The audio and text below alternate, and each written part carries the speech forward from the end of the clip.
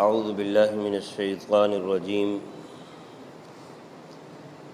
بسم اللہ الرحمن الرحیم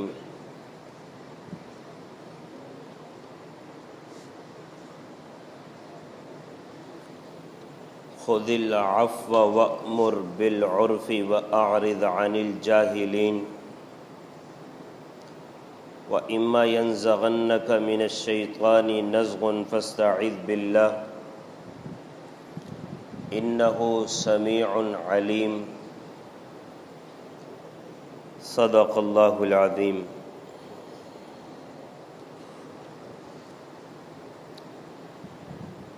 آیت کریمہ میں اللہ تعالی نے جو بات ارشاد فرمائی اس کا مفہوم یہ ہے کہ درگزر کا معاملہ اختیار کیجیے اور نیکی کا حکم کیجیے اور جاہلوں سے کنارہ کشی اختیار کیجیے، اور اگر شیطان کی طرف سے کوئی وسوسہ آ جائے تو اللہ کی پناہ کا سوال کیجیے۔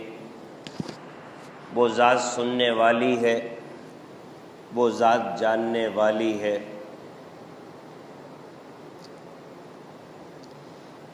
اس آیت کریمہ کی تفسیر میں حضرات مفسرین یہ بات ارشاد فرماتے ہیں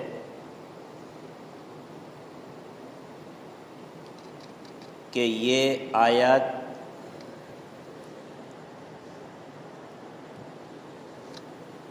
اخلاق کا مجموعہ قرآنی آیات کے ذریعے سے ایک ہدایت نامہ ہے، اور اسی ہدایت نامے کو اختیار کر کے نبی اکرم صلی اللہ علیہ وسلم کو خطاب اس بات کا ملا کہ آپ کے اخلاق انتہائی اعلیٰ تھے، اعلیٰ درجے کے اخلاق پر نبی اکرم صلی اللہ علیہ وسلم فائز تھے، اور آپ کے اخلاق کیا تھے؟ وہ قرآن کریم ہی تھے۔ جن باتوں کا حکم قرآن کی طرف سے تھا اللہ کے نبی اس کو اختیار کرنے والے تھے، جن باتوں سے قرآن روکنے والا تھا اللہ کے نبی صلی اللہ علیہ وسلم اس سے بچنے والے تھے۔ تو آپ کے اخلاق تو قرآن ہی قرآن تھے۔ تو اس آیت کریمہ میں اللہ تعالی نے جو اخلاق کو بیان کیا ہے اس کی تفسیر میں یہ بات ارشاد فرماتے ہیں کہ نبی اکرم صلی اللہ علیہ وسلم کو اللہ عز و جل نے یہ بات ارشاد فرمائی کہ آپ لوگوں کے اعمال میں، لوگوں کے عبادات میں جو ان کی سرسری عبادت ہے اس کو قبول فرما لیا کریں۔ زیادہ ان عبادات میں، اعمال میں جستجو اور انتہائی آگے بڑھنا، اعلیٰ درجے کا اس کو سر انجام دینا، اس کے پیچھے آپ نہ پڑیں۔ جو انہوں نے اپنے اعمال میں، عبادات میں سرسری کام کو سر انجام دے لیا، آپ ان کی طرف سے اس کو اختیار کر لیں، قبول کر لیں۔ اس عملی کام میں، اس عبادت میں، اس عمل میں انتہائی درجے کا عمل اس کی تمنا آپ ان سے نہ کریں، یعنی اس کا سوال ان سے نہ کریں۔ اگر وہ اپنی عبادت کو سر انجام دے رہے ہیں اور اپنے اخلاق کو، اپنے معاملات کو، اخلاق کو اور شرعی اعمال کو سر انجام دے رہے ہیں اور وہ اس میں سرسری کامیابی اختیار کر رہے ہیں، تو آپ ان کی جانب سے اس کو بھی قبول کر لیجیے۔ اب ظاہر سی بات ہے، نماز پڑھنا مطلب کیا ہے کہ ساری چیزوں سے توجہ ہٹا کر ایک اللہ کی طرف توجہ کر کے کھڑا ہونا، ہاتھ باندھنا، دل اور دماغ کا اس کی طرف متوجہ ہونا، حمد و ثنا کے ذریعے سے اپنے معروضات کو بذات خود اس کے سامنے رکھنا اور یوں سمجھنا کہ میں اللہ کی ذات سے براہ راست مخاطب ہوں، یہ ساری چیزیں نماز میں بجا لانا۔ فرماتے ہیں کہ پھر اس کی صورت حال کیا ہوگی کہ اعلیٰ درجے کا خشوع و خضوع سامنے آئے گا۔ فرماتے ہیں کہ یہ عمل تو لاکھوں میں کسی ایک کو حاصل ہو جائے بڑی بات ہے، تو آپ ان سے اعمال میں اس درجے کے مطالبے میں نہ پڑیے۔ یہ اگر اللہ کی عبادت کر رہے ہیں، ذہن ادھر چلا جاتا ہے، ادھر چلا جاتا ہے، لیکن پھر اپنے آپ کو متوجہ کرتے ہیں، بھول چک ہو جاتی ہے، پھر اپنے آپ کو متوجہ کرتے ہیں، اور جو ابھی نماز کی کیفیات کو بیان کیا ہے، اس اعلیٰ درجے کی کیفیات کو اگر یہ نہیں بھی پہنچتے اور پھر جیسی سرسری عبادت کو سر انجام دے رہے ہیں شریعت کے مطابق، تو آپ اس کو قبول کر لیجیے۔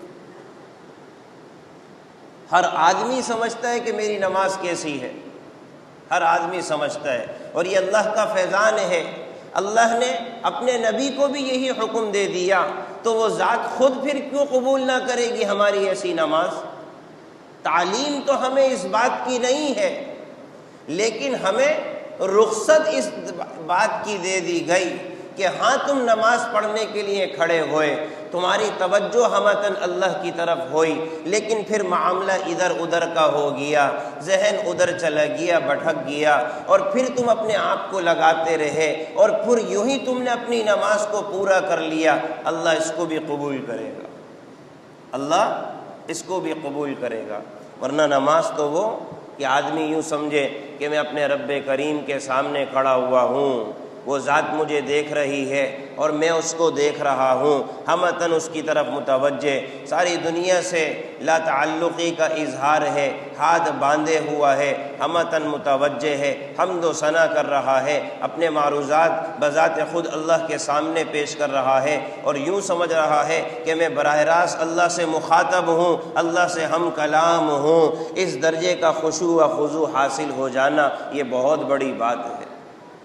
اور اگر حاصل نہ ہو پھر بھی آدمی نماز پڑھے، تو روایت میں کیا آتا ہے کہ اللہ تعالیٰ کسی کی نماز کو قبول کرتے ہیں انتہائی اعلیٰ درجے پر، 10 گنا زیادہ، کسی کی 9، کسی کی 8، کسی کی 7، یوں درجہ بدرجہ نماز قبول ہو رہی ہے۔ اللہ اس کو رد نہیں کر رہے، اللہ اس کو مردود قرار نہیں دے رہے۔ ہاں میرا بندہ کھڑا تو ہوا ہے، میرے سامنے حاضر تو ہوا ہے، ہاں ٹھیک ہے، اس کی توجہ ادھر ادھر بڑھ رہی ہے، شیطان اس کے پیچھے لگا ہوا ہے۔ بعض لوگ پریشان ہوتے ہیں کہ جب ہم نماز پڑھتے ہیں تو وسوسے آ رہے ہیں، وسوسے آ رہے ہیں۔ اہل علم فرماتے ہیں وسوسوں کی طرف توجہ نہ کرو، 1000 آتے رہے، آنے دو، توجہ نہ کرو، اور آنے کے بعد اس کو پکاؤ نہیں، اس کی طرف سے اپنی نظر ہٹانے کی کوشش کرو، پھر بھی آتے رہے، آنے دو۔ خود تو نہیں لا رہے، یہ ابلیس جو ہمارا ازلی دشمن ہے یہ ہم پر مسلط ہے، یہ ہم پر وسوسے ڈال رہا ہے۔ حکیم الامت حضرت تھانوی رحمۃ اللہ علیہ یہاں تک کہ ارشاد فرماتے ہیں کہ تمہارے اوپر وسوسے آئیں اور ان وسوسوں کو تم دور کرو، پھر تمہارے اوپر وسوسے آئیں، پھر تم اس کو دور کرو، پھر وسوسے آئیں، پھر تم دور کرو، گھبراؤ نہیں، اللہ اس عمل پر تمہیں اجر دیں گے۔ کیوں؟ مقابلہ ہو رہا ہے، کس سے؟ شیطان سے۔ یہ تمہاری جان نہیں چھوڑ رہا، تم اپنے آپ کو بچائے جا رہے ہو، یہ تم پر حاوی ہو رہا ہے، تم اپنے آپ کو بچا رہے ہو، اپنے دشمن سے، اللہ کے دشمن سے، نبی کے دشمن سے اپنے آپ کو بچا رہے ہو نا۔ وسوسے سے باہر نکلتے ہو، یہ پھر ڈال دیتا ہے، پھر باہر نکلتے ہو۔ فرماتے ہیں گھبراؤ نہیں، اللہ اس پہ پکڑ نہیں کرے گا بلکہ اجر دے گا، اجر دے گا۔ بڑی بات ہے آدمی اپنے آپ کو بچاتا رہے، اسی کا نام تو زندگی ہے، اسی کا نام تو زندگی ہے۔ اس نے تو قسم کھائی تھی، تیری عزت کی قسم، تیرے جلال کی قسم، جب تک کہ بنی آدم کی جان میں جانے اس کو چھوڑوں گا نہیں۔ اللہ نے فرمایا کہ میری بھی عزت کی قسم، جلال کی قسم، جب تک یہ میری طرف رجوع کرتا رہے گا میں بھی اس کو نہیں چھوڑوں گا، میں اپنے بندے کو تنہا نہیں چھوڑوں گا۔ تو جیسے ہی یہ شیطان وسوسے کے حوالے سے مسلط ہو، آدمی کہے اعوذ باللہ، پھر مسلط ہو، پھر کہے اعوذ باللہ۔ تو جیسے ہی اعوذ باللہ کہے گا ویسے ہی اللہ اس کو اپنے آغوش میں لے لے گا، اپنی پناہ میں لے لے گا۔ تو آپ صلی اللہ علیہ وسلم سے خطاب کیا جا رہا ہے کہ اگر آپ کے سامنے یہ ایسی عبادت کو سر انجام دے لیں، آپ اس کو قبول فرما لیجئے۔ نبی اکرم صلی اللہ علیہ وسلم نے ارشاد فرمایا، اللہ عز و جل نے مجھے اس بات کا حکم دیا ہے جب تک کہ میں اپنے ماننے والوں کے درمیان رہوں گا ان کے ساتھ مسلسل یہ عمل اختیار کرتا رہوں گا، اگر وہ عبادت سرسری بھی سر انجام دے لیں گے اس عبادت کو بھی قبول کر لوں گا۔ یہ امت پر رحم ہے، امت پر رحم ہے، ورنہ ہم جانتے ہیں ہماری نمازوں کا کیا حال ہے، ہماری نمازوں میں کیا جان ہے، ہماری نمازوں میں کیا طاقت ہے۔ یہ تو اللہ کا فضل ہے، فجر پڑھتے ہیں وہ ظہر میں پھر بلا لیتا ہے، ظہر پڑھتے ہیں وہ عصر میں پھر بلا لیتا ہے، عصر پڑھتے ہیں وہ مغرب میں پھر بھی بلا لیتا ہے۔ ہم جانتے ہیں کہ ہم نے کتنی اچھی نماز پڑھی، یہ اس کا فیضان ہے، اس کا فضل ہے، اس کا کرم ہے، اس نے ٹوٹی پھوٹی عبادت کو بھی قبول کر لیا۔ اے میرے بندے آ تو جا، اے میرے بندے آ تو جا مسجد میں، آ تو جا میرے در پر، میں تجھ سے اتنی اعلیٰ درجے کی عبادت کا اس درجے میں مطالبہ نہیں کرتا کہ اگر تو اس کو اس درجے میں سر انجام نہ دے تو میں تیری نماز کو اٹھا کر رد کر دوں۔ ارحم الراحمین، ارحم الراحمین، سارے رحم کرنے والوں میں سب سے بڑھ کر رحم کرنے والا ہے۔ ہر آدمی جانتا ہے میرا سجدہ کیا ہے، میرا رکوع کیا ہے، میری تلاوت کیا ہے، میرا دل و دماغ نماز میں کیا ہے، اللہ پھر بھی قبول کر لیتا ہے۔ اور یہی حکم اللہ کے نبی صلی اللہ علیہ وسلم کو دیا گیا۔ اور ساتھ ساتھ اس کے دوسرے معنی بھی معمول ہے، یعنی کہ عمل کے اعتبار سے ہے کہ آپ صلی اللہ علیہ وسلم کو خطاب کیا گیا، آپ لوگوں سے درگزر کا معاملہ اختیار کیجئے، درگزر کا معاملہ اختیار کیجئے، آپ معاف کر دیجئے، آپ معاف کر دیجئے، آپ بخش دیجئے۔ روایت میں آتا ہے جب یہ آیت کریمہ نازل ہوئی، آپ صلی اللہ علیہ وسلم نے حضرت جبریل علیہ السلام سے سوال کیا اس آیت کریمہ کا معنی کیا ہے؟ آپ نے فرمایا اللہ سے پوچھ کر بتاتا ہوں۔ حضرت سیدنا جبریل علیہ السلام نے اللہ عز و جل سے پوچھ کر نبی اکرم صلی اللہ علیہ وسلم کو فرمایا اللہ عز و جل کہتا ہے اگر کوئی آپ پر ظلم کرے تو آپ معاف کر دیں، اگر کوئی آپ کو نہ دے تو آپ اس کو بھی عطا کر دیں، کوئی آپ کے ساتھ قطع تعلقی کرے تو آپ اس کے ساتھ صلہ رحمی کر لیں، آپ اس کے ساتھ صلہ رحمی کر لیں۔ اور نبی اکرم صلی اللہ علیہ وسلم کے اخلاق میں سے یہ بات تھی، جو ظلم کرتا درگزر کر دیتے تھے، جو نہ دیتا تھا اس کو بھی عطا کرتے تھے، جو قطع تعلقی اختیار کرتا تھا اللہ کے نبی اس کے ساتھ بھی صلہ رحمی اختیار کرتے تھے۔ اسی میں آپ صلی اللہ علیہ وسلم کی زندگی گزر گئی، اسی میں زندگی گزر گئی۔ عفو، درگزر، معافی، یہ نبی اکرم صلی اللہ علیہ وسلم کی شان تھی، یہ نبی اکرم صلی اللہ علیہ وسلم کی شان تھی۔ فتح مکہ کا واقعہ دیکھ لیا جائے، کس قدر غلبہ حاصل تھا مسلمانوں کو، کس قدر قوت حاصل تھی مسلمانوں کو، کس قدر دبدبہ تھا، شان تھی، شوکت تھی۔ لیکن اللہ کے نبی صلی اللہ علیہ وسلم جب سواری پہ سوار ہو کر مکہ کو فتح کر رہے تھے، حضرات اہل علم فرماتے ہیں آپ کی گردن مبارک جھکی ہوئی تھی اور متکبرین کی طرح آپ کا سینہ اور آپ کی گردن چڑھی ہوئی نہیں تھی، حالانکہ فتح کرنے کے لیے آئے تھے مکہ کو، متکبرین کی طرح آپ کی گردن چڑھی ہوئی نہیں تھی، سینہ چڑھا ہوا نہیں تھا، ہاں ہم آج فتح کر رہے ہیں، اگلا پچھلا سارا معاملہ چکا دیں گے، نہیں۔ آپ نے فرمایا معاف تو معاف، ہم نے تمہیں معاف کیا، آج کے دن ہم تمہارے برے کام پر تمہیں ملامت بھی نہیں کریں گے۔ لا تثریب علیکم اليوم، معاف تو معاف، آج تو ہم تمہیں ملامت بھی نہیں کریں گے۔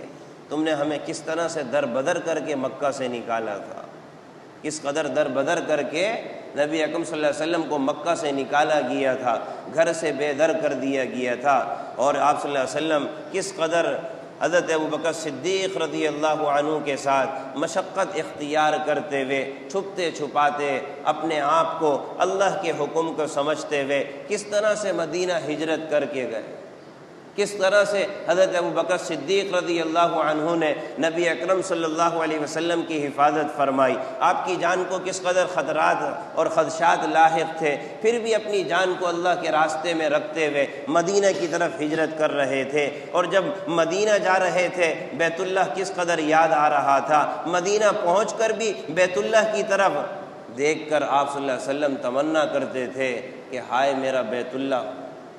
پھر اللہ نے آپ کے اس چیز کو، اس عمل کو دیکھتے ہوئے کہا تھا اے نبی ہم صلی اللہ علیہ وسلم ہم آپ کو وہاں پر لوٹائیں گے، اور اللہ نے پھر واپس لوٹایا، پھر مدینہ واپس آئے۔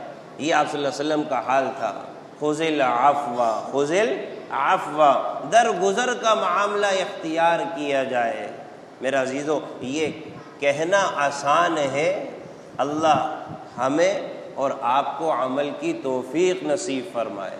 منہ سے آسانی سے یہ لفظ نکل تو جاتا ہے، عملی زندگی میں یہ چیز آ جائے، عملی زندگی میں یہ چیز آ جائے تو میرے عزیزو یہ آتی وہاں سے ہے جو خود عمل کی زندگی گزار رہے ہوتے ہیں، یہ آتی وہاں سے ہے جو خود عمل کی زندگی گزار رہے ہوتے ہیں۔ یعنی اللہ والوں کی صحبت اختیار کرنا، اللہ والوں کی صحبت اختیار کر کے ان کی عملی زندگی کو اپنی زندگی میں لے کر آنا، عملی زندگی کو لے کر اپنی عملی زندگی میں لے کر آنا۔ جب آدمی ایسی صحبت اختیار کرتا ہے اللہ اس کو پھر یہ ملکہ نصیب فرماتے ہیں۔ ظاہر سی بات ہے آدمی جب کسی کے ساتھ رہے گا تو جیسے کیسے اس کے اعمال ہوں گے اس کا اثر اس پر چڑھے گا، اس کا اثر اس پر چڑھے گا۔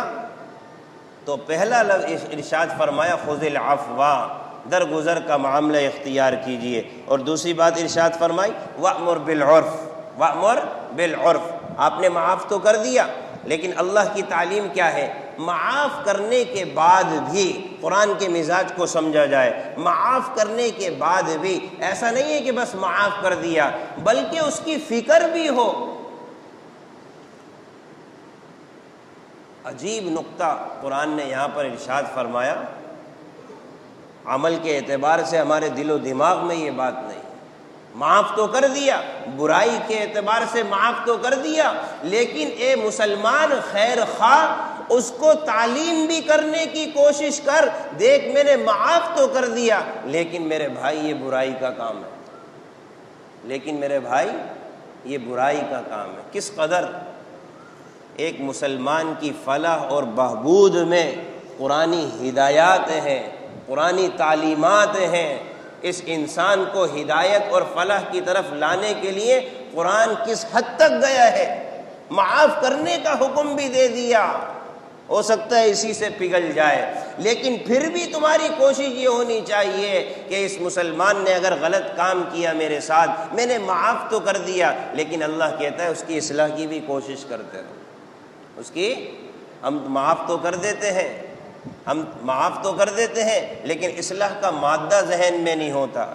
کہتے ہیں کہ جناب والا ارے معاف بھی کر دیا اب جا کے تبلیغ بھی کریں، معاف بھی کر دیا اب تبلیغ بھی کریں، ارے یہ قرآن کا حکم ہے۔ اس کو اختیار کرنا آسان کام نہیں ہے، معاف کرنے کے بعد اس کو پھر اچھائی کی تلقین بھی کرنا کہ آپ نے جو یہ کام کیا ہے نا میرے بھائی یہ اچھا کام نہیں ہے، ٹھیک ہے آپ نے مجھے تکلیف پہنچائی، میرے درگزر کا معاملہ اختیار کر دیا لیکن قرآن کے اور حدیث کی تعلیمات کے یہ عمل خلاف ہے۔ وَأْمُرْ بِالْعُرْفِ، وَأْمُرْ بِالْعُرْفِ، اچھائی کی تلقین کرنا۔ ہمارے معاشرے میں میرے عزیزو، اگر کوئی کام برائی کا کوئی کرتا ہے، اول تو اس کو سمجھایا ہی نہیں جاتا، سمجھایا ہی نہیں جاتا، اور اگر سمجھانے کی کوشش کی جاتی ہے تو وہ طریقہ اختیار کیا جاتا ہے سمجھنے کے لیے وہ قریب کیا آئے اور بزدل ہو کے دور بھاگنا شروع کر دیتا ہے، اور بزدل ہو کر اول تو سمجھانے کی کوشش ہی نہیں ہے۔ ارے وہ جانے اس کا کام جانے، یہ نبی کی تعلیم نہیں ہے، وہ جانے اس کا کام جانے، یہ نبی کی تعلیم نہیں ہے۔ نبی کی تعلیم یہ اس کی فکر کہ وہ دین کے قریب آ جائے، اللہ اس کے رسول کے قریب آ جائے، وہ اپنی برائی پہ جمع رہے اور ہم اپنی اچھائی سے پیچھے ہٹ جائیں۔ ورنہ ہمارے منہ پر یہ الفاظ ہوتے ہیں، ارے 10 مرتبہ اس کو کہا نہیں سمجھتا، نہ سمجھے جائے۔ تو مطلب کیا ہوا؟ یہ اپنی برائی پہ قائم رہے، میں تو اپنی نیکی آج کے بعد سے نہیں کروں گا۔ یہ اپنی برائی پہ قائم رہے، میں تو آج کے بعد سے اپنی نیکی نہیں کروں گا، یعنی اصلاح کی کوشش میں نہیں کروں گا۔ میرے عزیزو، یہ قرآنی تعلیمات نہیں ہیں۔ آپ صلی اللہ علیہ وسلم نے امت کو اسی حال پر نہیں چھوڑ دیا تھا کہ بھئی یہ جائیں اپنا کام کریں، میری سنتے نہیں ہیں تو میں کیا کروں۔ ان کی فکر، ان کے آنے والی نسلوں کی فکر، یہ نہیں مانتے تو آنے والی نسلیں تو مان لیں گی۔ اسی بنیاد پر ان کا خاتمہ نہیں چاہ رہے اللہ کے نبی، ورنہ طائف کے موقع پر آ کر فرشتہ کہتا ہے یا رسول اللہ حکم دیجئے دونوں پہاڑوں کو ملا کر ان کو نیست و نابود کر دیں۔ آپ نے فرمایا یہ نہیں مانتے تو ان کی اولادیں مان لیں گی۔ یہ نبی کی فکر ہے۔ تو ہمارے معاشرے میں ایک تو فکر ہوتی نہیں ہے، اور اگر فکر کی کوشش کی جاتی ہے تو میرا عزیزو پھر صورتحال ایسی اختیار کی جاتی ہے کہ دل اس کا چھلی ہوتا ہے، دل شکنی کی جا رہی ہے، اس کو اس طرح سے مخاطب کیا جا رہا ہے، فاسق ہے، فاجر ہے، گنہگار ہے، ملعون ہے، اور جناب والا گمراہ ہے۔ یہ الفاظ اختیار کر کے میرا عزیزو وہ کہاں پر قریب آئے گا؟ انبیاء علیہ الصلوۃ والسلام کو جب مخاطب کیا گیا اِنَّا لَنَرَاكَ فِي ضَلَالٍ مُبِينٍ، اِنَّا لَنَرَاكَ فِي صَفَاحَةٍ، ہم آپ کو بے وقوف پاتے ہیں، آپ کو گمراہ پاتے ہیں۔ تو یہ نہیں کہا کہ تم گمراہ، تمہارے باپ گمراہ، کہا کہ یا قوم لیس بی صفاحہ، اے قوم تمہیں غلط فہمی ہے، میں بے وقوف نہیں ہوں۔ یا قوم لیس بی ضلالہ، اے میری قوم تمہیں غلط فہمی ہے، میں گمراہی پر نہیں ہوں۔ انا رسول من رب العالمین، وَإِذَا خَاطَبَهُمُ الْجَاهِلُونَ قَالُوا سَلَامًا، جب ایسی بات سامنے آ جائے تو ایسی بات اختیار کرتے ہیں عقل والے جس سے کہ جھگڑا ہی ختم ہو جائے، جھگڑا ہی مرتفع ہو جائے۔ حالانکہ گالی کا جواب گالی سے ہے، لیکن نہیں، معاف کر دیا یا ایسا جواب دے دیا جس سے بات ہی ختم ہو گئی۔ تو لہذا آدمی اگر سمجھانے کی کوشش کرے تو وہ اقوال اختیار کرے جس سے اس کی دلداری ہو، نہ کہ دل آزاری ہو۔ دلداری کا طریقہ صحابہ رضی اللہ عنہم اجمعین نے سکھایا۔ وہ حضرت حسن اور حسین رضی اللہ عنہما کا واقعہ مشہور ہے، جب وضو کرنا ان بوڑھے صاحب کو نہیں آتا تھا تو مخاطب کر کے یہ نہیں کہا بڑے میاں عمر اتنی ہو گئی، قبر میں پاؤں لٹک رہے ہیں، اب تک وضو کرنا نہیں آیا، نہیں، بلکہ اپنے آپ کو حضرت حسن حسین رضی اللہ عنہما نے اپنے آپ کو ان کے سامنے گویا کہ جاہل بنا دیا کہ ہمیں نہیں آتا، اور کہا کہ بڑے صاحب آپ تو ہمارے سے عمر میں بڑے ہیں، ہم وضو کر کے آپ کو دکھاتے ہیں، آپ دیکھ لیجئے ہمارا وضو سنت کے مطابق ہے یا نہیں۔ جب انہوں نے دیکھا تو کہا کہ صاحبو، ارے ساری زندگی تو میں بے سنت کے اعتبار سے وضو کرتا رہا، تمہارا وضو سنت کے مطابق ہے۔ یہ طریقہ اختیار کیا۔ لہذا اللہ عز و جل فرما رہے معاف بھی کیجئے، اور ساتھ ساتھ درگزر کا معاملہ کرنے کے ساتھ ساتھ امر بالمعروف کرنے کا بھی اہتمام کیجئے۔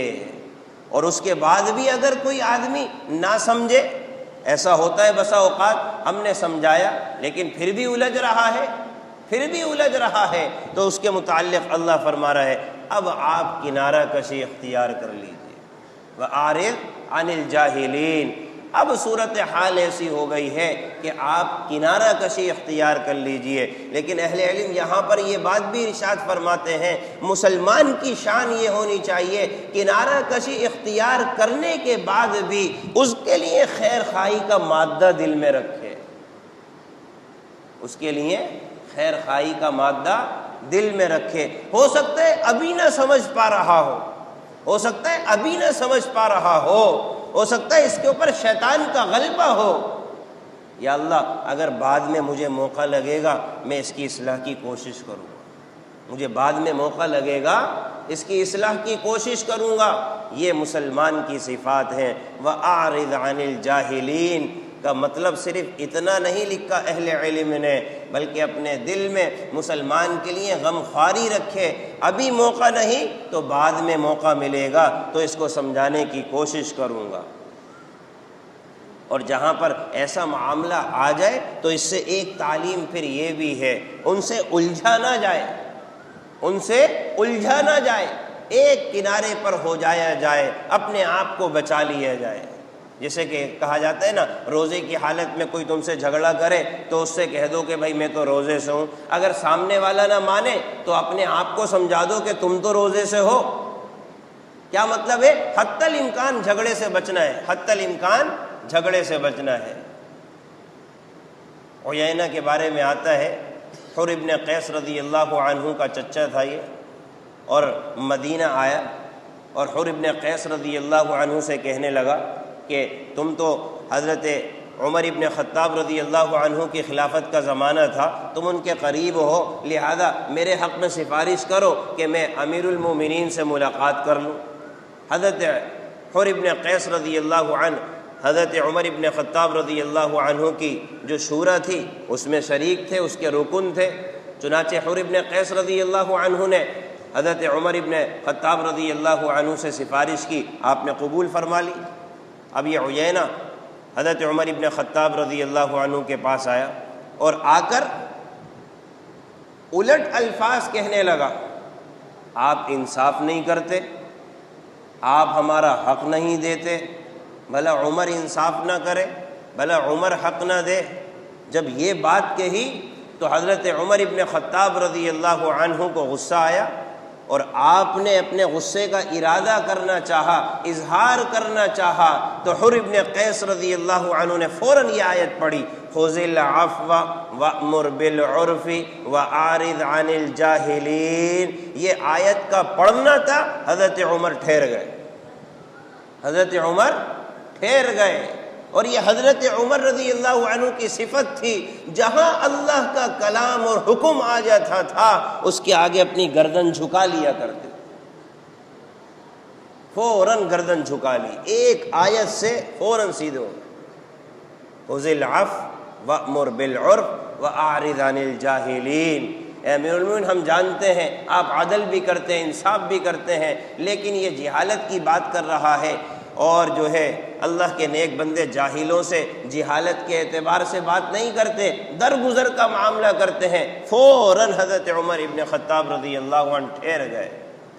لہذا فرماتے ہیں کہ یہ آیت کا خلاصہ یہ نکلتا ہے کہ افراد دو قسم کے ہیں، افراد دو قسم کے ہیں۔ ایک قسم کے افراد وہ ہیں جو کہ جناب والا اللہ کی عبادت کر رہے ہیں اور عبادت کرنے میں سرسری عبادت کرتے ہیں، اور جو اس کا اعلیٰ درجے کا مقام ہے اس کو اگر بجا نہ لاتے ہوں تب بھی ان کے ساتھ قبول کا معاملہ اور ان کے ساتھ درگزر کا معاملہ اختیار کیا جائے۔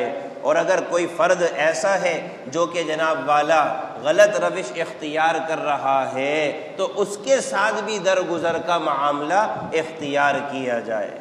اب آدمی جب درگزر کا معاملہ اختیار کرتا ہے تو یہ بات تو بڑی بھاری ہوتی ہے، جناب والا میں اس کو کیسے برداشت کر جاؤں، یہ تو میرے ایک ہاتھ کا ہے، ہمارے کہا جاتا ہے نا ایک ہاتھ کا ہے، میں اس کے ساتھ ایسا کر دوں گا۔ تو اب یہاں پر شیطان آ کر وسوسہ ڈالتا ہے، شیطان آ کر وسوسہ ڈالتا ہے، ابھارتا ہے، ارے میں اس کو ابھی سیدھا کر دیتا ہوں، اس کی ابھی جو اس کی اکڑ ہے وہ نکال دیتا ہوں۔ اہل علم فرماتے ہیں جہاں جھگڑا ہوتا ہے جہاں جھگڑا ہوتا ہے وہاں پر شیطان کو بہرحال ایک تعلق کی اور ایک جناب والا سلسلے میں گھسنے کی کوشش کرنی ہوتی ہے، اور کوشش کرتا ہے۔ جہاں جھگڑا ہوتا ہے وہاں شیطان دخل اندازی فوراً کرتا ہے۔ آپ قرآن کریم کا مطالعہ کریں تو جہاں کہیں اللہ تعالیٰ نے درگزر کا معاملہ اختیار کرنے کا حکم فرمایا تو فوراً کہا اللہ کی پناہ کا سوال بھی کرو، اللہ کی پناہ کا سوال بھی کرو، اس لیے کہ جہاں کہیں تم درگزر کرو گے، جھگڑے کو ختم کرو گے، شیطان فوراً آئے گا، وسوسہ ڈالے گا۔ وسوسہ، ارے تم کیسے خاموش ہو گئے؟ تمہارے اندر طاقت نہیں تھی، منہ میں زبان نہیں تھی، ہمت نہیں تھی، نامردی ہے، یہ جملے آ رہے ہیں۔ کیوں؟ اس لیے کہ شیطان کو خاص دلچسپی ہوتی ہے مسلمان کے جھگڑا کروانے میں، اس لیے کہ جہاں دو مسلمان جھگڑا کرتے ہیں آپ صلی اللہ علیہ وسلم نے ارشاد فرمایا ان کی نیکیاں ایسے ختم ہو جاتی ہیں جیسے کہ سر پر استورا پھیرا جائے اور اس کے بال ختم ہو جائے۔ فوراً شیطان دلچسپی لیتا ہے، فوراً شیطان، تم کیسے ہار مان گئے، کیسے تم خاموش ہو گئے؟ حالانکہ یہ خاموش کیوں ہو رہا ہے؟ قرآن کا حکم ہے۔ خاموش کیوں ہو رہا ہے؟ نبی کی تعلیم ہے۔ خاموش کیوں ہو رہا ہے؟ آپ کے اخلاق ہیں، صحابہ کے اخلاق ہے، خاموش اس وجہ سے ہو رہا ہے۔ وہ گالی دے رہا ہے، گالی کا جواب گالی سے نہیں، گالی کا جواب گالی سے نہیں۔ اور کہتے ہیں کہ جب تمہارے سے مخاطب کوئی جاہل ہو جائے اس کا بہترین جواب خاموشی ہے، اس کا بہترین جواب، کوئی بیوقوف جب بات کرنے میں تمہارے ساتھ آ جائے تو اس کا جواب نہ دو، اور اس کا بہترین جواب کیا ہے؟ خاموشی اختیار کرنا۔ واقعہ سن لے، حضرت ابوبکر صدیق رضی اللہ عنہ کا ایک آدمی سے مکالمہ ہو گیا، آپ صلی اللہ علیہ وسلم بھی کھڑے ہوئے تھے، اور وہ حضرت ابوبکر صدیق رضی اللہ عنہ کو کچھ کہا جا رہا ہے، کچھ کہا جا رہا ہے، آپ رضی اللہ عنہ خاموش۔ اللہ کے نبی بھی حضرت ابوبکر صدیق رضی اللہ عنہ کے ساتھ کھڑے ہوئے، جو ہی حضرت ابوبکر صدیق رضی اللہ عنہ نے بولنا شروع کیا آپ صلی اللہ علیہ وسلم وہاں سے تشریف لے گئے۔ حضرت ابوبکر صدیق رضی اللہ عنہ نے کہا یا رسول اللہ جب تک یہ مجھے بول رہا تھا تو آپ کھڑے ہوئے تھے، جب میں نے بولنا شروع کیا تو آپ چلے گئے۔ کہا کہ ابو بکر جب تک کہ تم خاموش تھے تمہاری طرف سے فرشتہ بول رہا تھا، جو ہی تم نے بولنا شروع کیا فرشتہ چلا گیا تو نبی بھی چلا گیا، فرشتہ چلا گیا تو نبی بھی چلا گیا۔ تو یہاں پر آدمی درگزر کا جو معاملہ اختیار کرتا ہے اللہ کے لیے، نبی کی صفات کے لیے، صحابہ کی صفات کو اختیار کرنے کے لیے، اب شیطان جناب والا وسوسہ ڈالے گا تو پھر اللہ کیا کہہ رہا ہے؟ فاستعذ باللہ، فوراً کہنا اعوذ باللہ من الشیطان الرجیم۔ باری تعالیٰ آپ کی رضا کے لیے درگزر کا معاملہ اختیار کیا ہے، اب یہ میرے جناب والا ضمیر کو بھڑکا رہا ہے، حمیت کو ابھار رہا ہے، میرے غصے کو للکار رہا ہے، میں نے تو آپ کے لیے معاف کیا ہے، میں نے تو آپ کے لیے معاف کیا ہے۔ باری تعالیٰ اب اس شیطان مردود سے میری حفاظت بھی فرما لیجیے، یہ آ کر میرے دل میں وسوسے ڈال رہا ہے، میں نے تو آپ کے لیے درگزر کا اختیار کی ہے۔ لہذا آدمی جب اس عمل کو اختیار کرے گا اللہ اس کا حامی و ناصر ہوگا۔ اللہ سمجھ کی توفیق نصیب فرمائے۔ الحمدللہ رب العالمین والعاقبۃ للمتقین والصلاة والسلام علی سید الانبیاء والمرسلین۔ ربنا آتنا فی الدنیا حسنۃ وفی الآخرۃ حسنۃ وقنا عذاب النار۔ اللهم إنا نسألك العفو والعافية والمعافاة الدائمة في الدين والدنيا والآخرة۔ اللهم إنا نسألك الخير كله ونعوذ بك من شر كله۔ اللهم اشف مرضانا ومرضى قلوبنا ومرضى أجسامنا۔ اللهم إنا نجعلك في نحورهم ونعوذ بك من شرورهم۔ اللهم أرنا الحق حقا وارزقنا اتباعه وارنا الباطل باطلا وارزقنا اجتنابه۔ اللهم اهدنا الصراط المستقيم، اللهم اهدنا الصراط المستقيم، اللهم اهدنا الصراط المستقيم، وصلى الله على النبي الكريم محمد۔